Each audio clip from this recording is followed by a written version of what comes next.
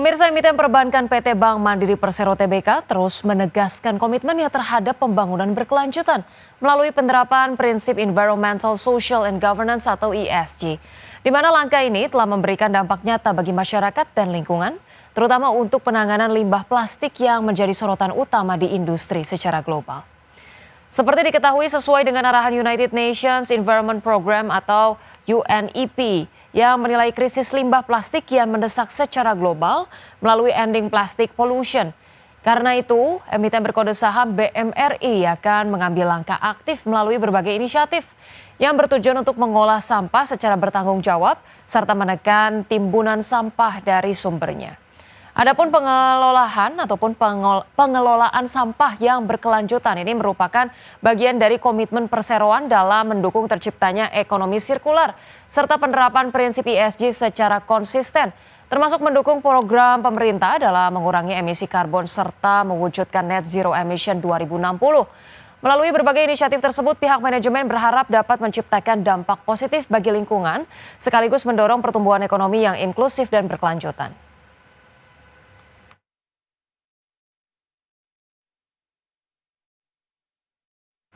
Pemirsa, selangkah lagi Visionary Capital Global PTI Ltd menjadi pengendali baru Platinum Wahar Nusantara, emiten berkode saham TGUK, di mana setelah selesai proses penandatanganan perjanjian jual beli bersyarat atau Conditional Share Purchase Agreement dengan investor strategis.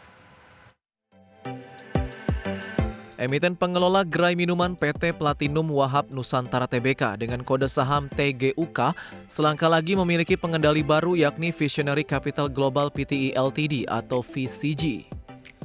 Setelah selesainya proses penandatanganan perjanjian jual beli bersyarat atau Conditional Share Purchase Agreement dengan investor strategis. Direktur Utama Teguk Maulana Hakim mengungkapkan bahwa pada 18 Juli 2025, pemegang saham pengendali perseroan saat ini PT Dinasti Kreatif Indonesia atau DKI telah menandatangani CSPA dengan Visionary Capital Global PTI Ltd selaku calon pembeli. Adapun transaksi ini mencakup penjualan sebanyak 2,11 miliar saham atau setara 59,34% dari total saham Teguk. Jika seluruh persyaratan pendahuluan atau condition precedent terpenuhi, VCG akan menjadi pemegang saham pengendali baru Teguk. Maulana menyatakan penandatanganan CSPA ini merupakan kelanjutan dari rencana pengambil alihan yang sebelumnya telah disampaikan dalam keterbukaan informasi pada 23 Mei 2025. Meski demikian, proses pengambil alihan saham Teguk masih bergantung pada sejumlah ketentuan dalam perjanjian, termasuk klarifikasi regulator dan pengaktifan kembali perdagangan saham Teguk di Bursa Efek Indonesia.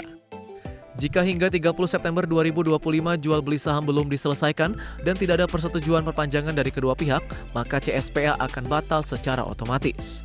Tim Liputan IDX Channel. Pemirsa, PT Metrodata Electronics Tbk atau MTDL terus mempertahankan kinerja bisnis yang solid selama paruh pertama 2025.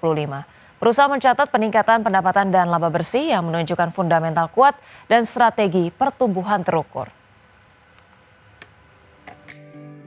Metrodata mencatatkan pendapatan sebesar 11,68 triliun rupiah pada semester 1 tahun ini, meningkat 11,24% jika dibandingkan periode yang sama pada tahun lalu, yang mencapai 10,5 triliun rupiah.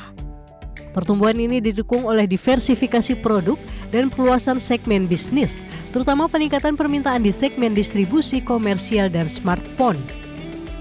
Seiring dengan peningkatan pendapatan, Metrodata berhasil membukukan laba bersih sebesar 294,3 miliar rupiah, naik 6,61% secara tahunan. Presiden Direktur Metrodata Electronics Susanto Jaya menyatakan pencapaian ini mencerminkan kekuatan fundamental bisnis dan efektivitas strategi pertumbuhan yang dijalankan perusahaan. Metrodata terus mengembangkan portofolio solusi teknologi dengan fokus pada model bisnis berbasis langganan.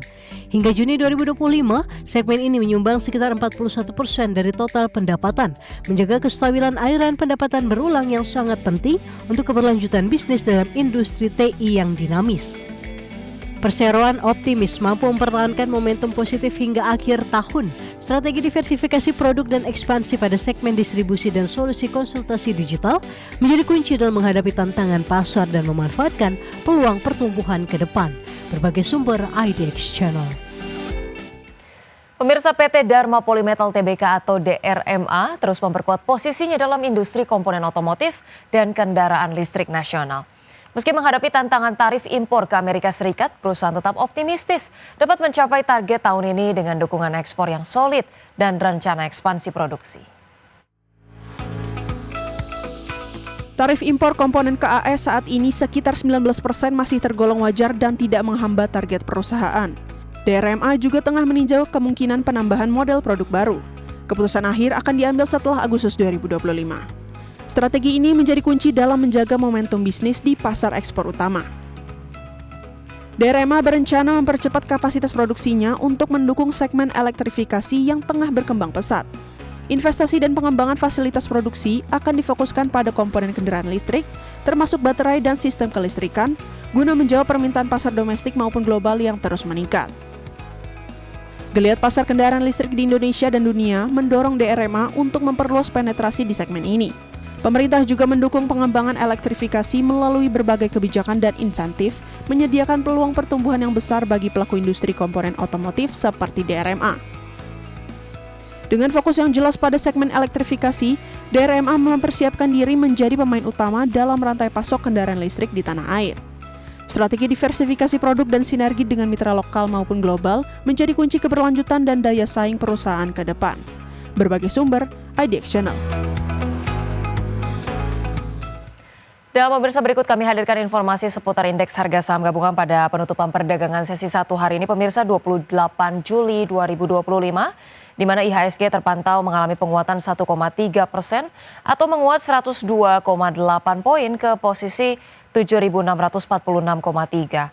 Sempat menyentuh level tertingginya di 7.658,9 dan level terendahnya di 7.625,4.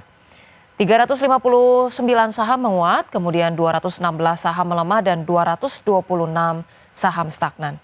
Dan kita lihat pemirsa, sejumlah saham yang menjadi top gainers pada penutupan perdagangan sesi 1 datang dari PT RO dengan penguatan 5,25%, kemudian CDIA dengan penguatan 9,91%, SSIA menguat 3,47% dan Goto menguat 3,45%.